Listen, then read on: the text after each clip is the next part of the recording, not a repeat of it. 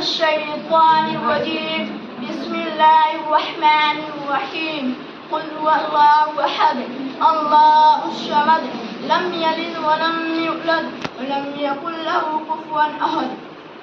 میں نے ابھی آپ کے سامنے ایک پوری سورت تلاوت کر دی ہے. اس کا ترجمہ یہ ہے: اے نبی کہہ دو کہ اللہ ایک ہے، اللہ بے نیاز ہے، وہ کسی کا باپ ہے اور نہ کسی کا بیٹا اور کوئی اس کا ہمسر نہیں.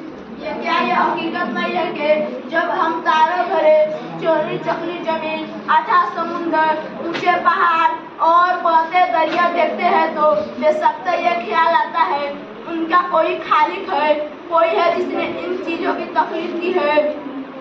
پھر ہم ایک قدم اور آگے بڑھاتے ہیں اور سوچتے ہیں کہ رات آتی ہے، دن رخصت ہو جاتا ہے، صبح ہوتی ہے، شام ہوتی ہے. کائنات کے نظام بندے تک کے اصولوں کے مطابق چل رہا ہے، کوئی سے کوئی خرابی نہیں. شمس و قمر اپنے وقت پر نکلتے ہیں اور وقت پر ڈوبتے ہیں تو بے شک یہ کہنا پڑتا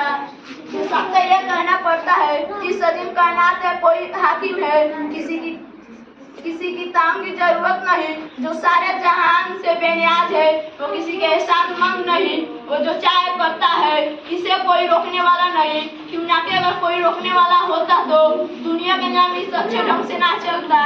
لو کان فیہما آلیۃ الا اللہ لفسدتا، اگر دونوں میں یعنی زمین آسمان اللہ کے علاوہ کوئی اور معبود نہ ہوتا تو وہ دونوں ٹوٹ جاتے.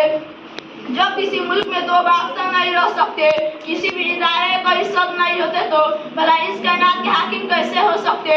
محترم دوستو، یہ ہماری باوقار مجلس اپنے کوئی صدر چنے تو یہ کیا مجلس چل سکتی ہے؟ کیا ہمیں لوگ بیوقوف نہ کہیں گے؟